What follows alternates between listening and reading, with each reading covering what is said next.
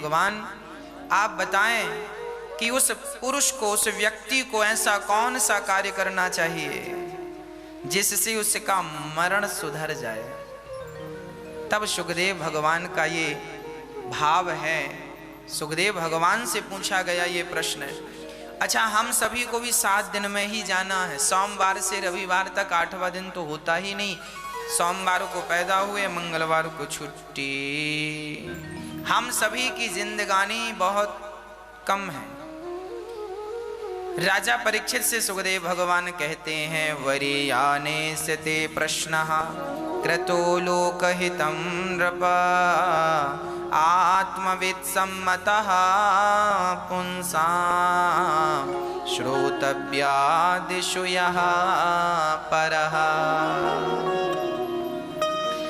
आपने बड़ा ही उत्तम प्रश्न किया है। सुखदेव भगवान की वाणी वा शब्द से शुरू होती है। वर्णानाम अर्थ संघानाम रसानाम छंदसामपि मंगलानाम च कर्तारौ वंदे वाणी विनायकौ। सुखदेव भगवान की वाणी वा शब्द से शुरू होती है और गोस्वामी तुलसीदास जी रामचरितमानस लिखते हैं तो रामचरितमानस का पहला अक्षर है वा, वर्णा नाम अर्थ संघा नाम। ये वा शब्द से क्यों? क्योंकि वा शब्द ब्रह्म सूचक शब्द है। भाई आप कितने विद्वान हैं और कितने मूर्ख हैं ये पता कब चलेगा? आपके कपड़ों से तो पता नहीं चलता, आपकी वाणी से पता चलता है कि आप कितने विद्वान हैं और कितने मूर्ख हैं, आप कितने भक्त हैं और कैसे हैं। ये बात कब पता चलती है? जब व्यक्ति की वाणी खुलती है। व्यक्ति का रियल परिचय उसकी वाणी है। इसलिए हम कहा करते हैं आप अपनी वाणी को संभाल कर बोला करिए। सुखदेव जी वही बोल रहे हैं। सुखदेव जी का पहला अक्षर वा शब्द से है। क्यों? क्योंकि उन्होंने ब्रह्म का इतना चिंतन किया है, परमात्मा का इतना चिंतन किया है, कृष्ण का इतना चिंतन किया है कि कृष्ण का चिंतन करते करते रोम रोम से कृष्ण कृष्ण हो गया। भाई कोई प्याज खा ले तो डकार प्याज की आएगी, मूली खा ले तो डकार मूली की आएगी, छाछ पी ले तो डकार छाछ की आएगी। जो खाओगे वही डकारोगे। उसी तरह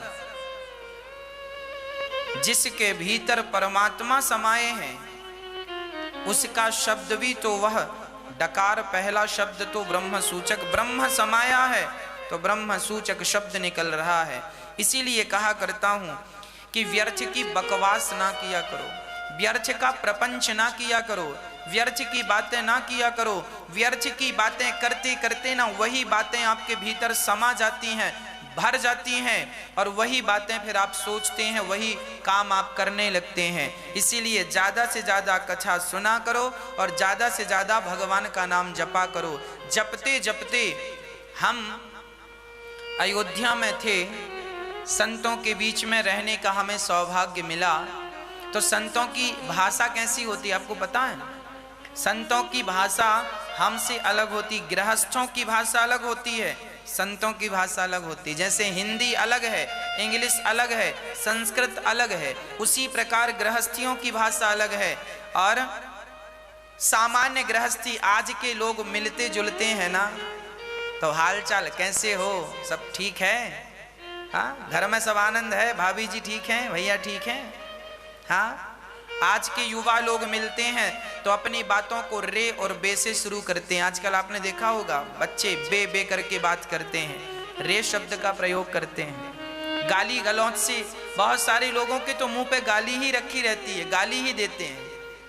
वो कुछ भी बोलेंगे उनके मुंह से गाली। अच्छा, गाली क्यों निकल रही है? क्योंकि इनके अंदर समाई गाली ही है। इनने इतनी गाली जपी है कि अब इनके रोम रोम से गालियां ही निकल रही हैं। ये तो गृहस्थों की हालत है। हम अयोध्या में संतों के बीच में थे तो संतों की भाषा क्या है मैंने स्वयं ने देखा है, सुना है, मैं इसका गवाह हूं। संत कैसे बोलते हैं? कोई संत आए तो संत दूसरे पूछते हैं, जैसे आप पूछते हैं ना कहां से आ रहे हैं, कहां जाएंगे, संत कैसे पूछते हैं? राम जी कहां से आ रहे हैं? राम जी कहां से आ रहे हैं? तो फिर वो बताएंगे अपने राम तो अयोध्या, अपने राम तो हरिद्वार से आ रहे हैं, अपने राम अयोध्या आ गए हैं। तो राम जी अयोध्या में कब तक रहोगे? अपने राम तब तक रहेंगे जब तक राम जी की इच्छा। ये संतों की भाषा है। अच्छा राम जी आज क्या खाएंगे आप? अपने राम तो जो राम जी दे दें वो खा लें, कोई बहुत इच्छा तो नहीं है, जो राम जी दे दें। अच्छा हम लोग क्या, आज आप क्या खाएंगे? आज हम तो हलवा खा लेंगे, आज हम हलवा। हमारी जो बातें हैं, हमारी बातों में कहीं भगवान का नाम दूर दूर तक नहीं होता। पर संत लोग जो सामान्य बात करते हैं, कैसे हो, कहां से आए, क्या खाओगे, कहां जा रहे, इन बातों में भी राम हैं। कहां जा रहे हैं आप? राम जी हनुमानगढ़ी जा रहे हैं। कहां जा रहे हैं आप? अपने राम आज कनक भवन जा रहे हैं। सामान्य बातों में भी उनका भजन। कहने का अर्थ यह है कि आप व्यवहार सारा निभाइए, घर गृहस्थी का काम सारा कीजिए, पर जो आपकी बोल चाल है, रहन सहन है, उसको जरा सा बदलिए। हर बार में, हर शब्द में हाँ भगवान हो। संत लोग भोजन करते हैं तो कैसे? रोटी राम परोसने, हम ही परोसते थे अयोध्या में, वृंदावन में, जब हम विद्यार्थी जीवन था। विद्यार्थी जीवन तो आज भी है, पर जब पढ़ते थे तो हम लोग ही परोसते थे। तो ऐसे परोसते थे, रोटी राम। आप लोग बोलते हैं रोटी लेंगे क्या? हम लोग ऐसे नहीं बोलते, रोटी लेंगे क्या? रोटी राम, रोटी राम। आप बोलेंगे हाँ लेना, रख दी। रोटी राम, रोटी, चावल प्रसाद, चावल प्रसाद, बैकुंठी प्रसाद, बैकुंठी, बैकुंठी मतलब दाल। दाल को बैकुंठी बोलते हैं संतों की भाषा में। रोटी को फुल्का प्रसाद, चावल को महाप्रसाद, कढ़ी को पीतांबरी प्रसाद, पीतांबरी, मिर्ची को लंका, नमक को रामरस। संत लोग नमक को क्या बोलते हैं? रामरस, रामरस, रामरस। आप लोग बोलते हैं नमक, नमक, नमक। ना, नमक नमक बोलने में थोड़ी कल्याण होगा। रामरस, रामरस, रामरस, रामरस। लो नमक बांट रहे हैं पर उसमें भी राम है। दाल में राम रस ना, राम रस मीन्स नमक। दाल में राम रस ना हो तो दाल फीकी है, और जिंदगी में राम रस ना हो तो ये जिंदगी भी फीकी है। भक्तों बिना राम रस के स्वाद आ ही नहीं सकता। दाल में भी स्वाद तब आएगा जब राम रस पड़ेगा, और जिंदगी में भी स्वाद तब आएगा जब राम रस मिलेगा, राम रस घुलेगा।